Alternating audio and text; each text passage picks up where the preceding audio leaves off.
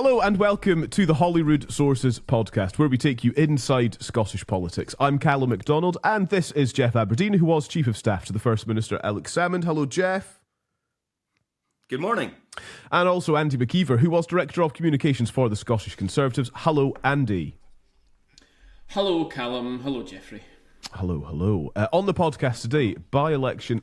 You got a hello as well. Do you want to say anything? I know, I feel really bad for not saying hello to you, Andy. Well, I just thought I would mix things up a little bit, you know? There's only so many ways you can say hello every week. It's just gotta mix it up. Yeah. Gotta mix it up. It's consistency.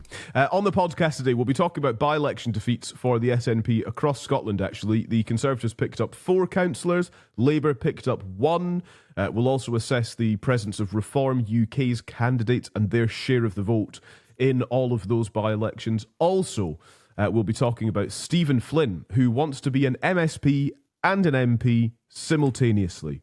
That'll probably make up most of our episode today. Of course, we have a WhatsApp number for you to get in touch with us on. The number is 0333 404 6507. Drop us a voice note and we'll include it in our next episode. I want to start with just a quick mention of reports this week that the SNP are in talks with the Lib Dems over a deal to pass the Scottish Government budget in December. This was reported in the Sunday Mail just a few days ago. We're recording on Wednesday the 13th of November. Geoff, you heard it here first.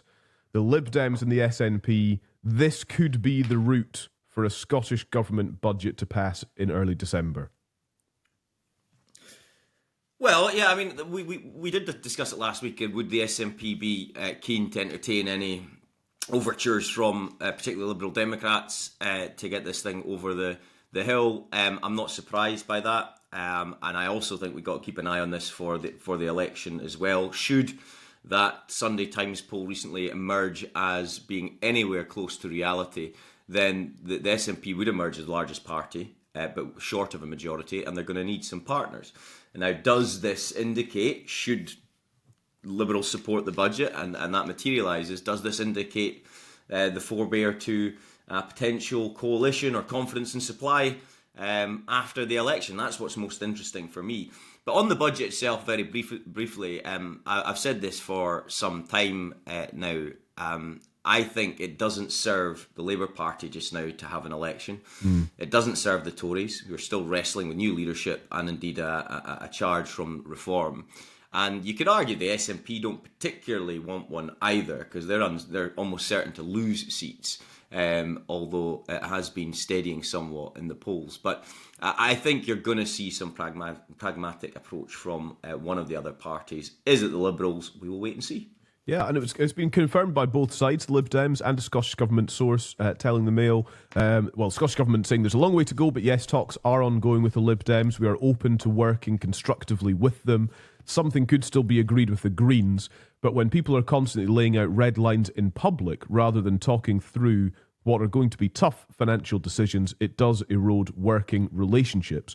And just from the Lib Dem side, their source telling the paper that discussions are on. Hold on. Go on. Let's stop saying Andy just from the Lib Dem side. You're buying into Geoff Aberdeen's PR here about me being a secret Lib Dem member. Sorry, there's no secret about it at this point. The Lib Dem source. You certainly know how to pick them, though, Andy, don't you? I mean, unsuccessful with the Tories, and you're going to be equally unsuccessful with the Liberals. There you I go. reckon if the Liberal Democrats don't want Maciver, I think Reform UK are going to come knocking for ahead of 2026 to see if they can, really be defeated.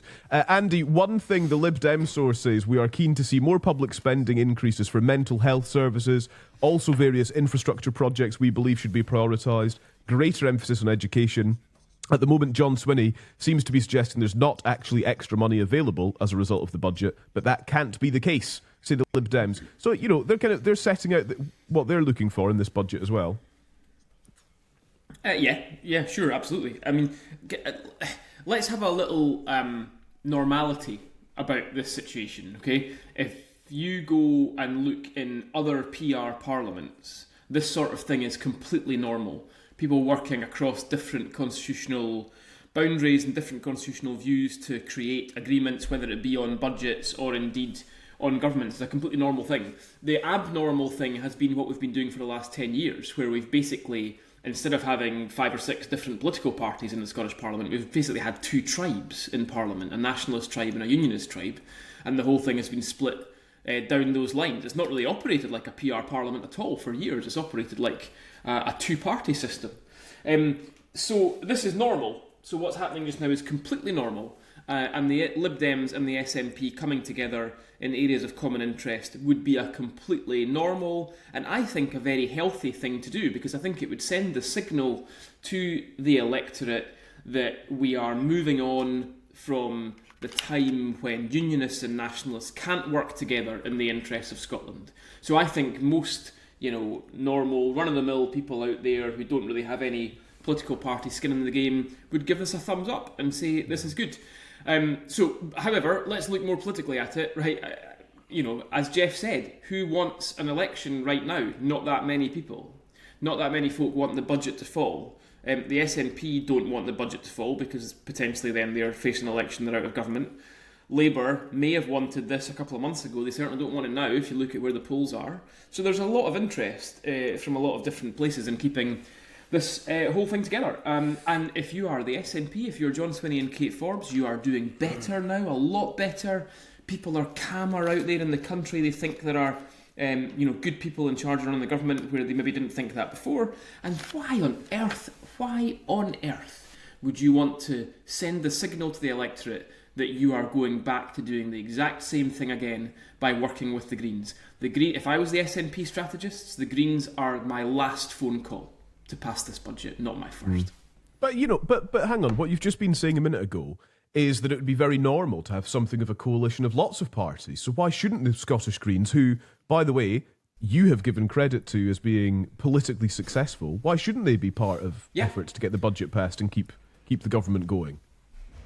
Well, from their point of view, maybe they should, and they have been. Yeah. They've been immensely successful, hugely successful. I mean, I've always given them credit, and I still do, because I think they managed to pull off an incredible trick from 2021, where they commanded huge amounts of authority in Scotland with an SNP that only needed 1 vote.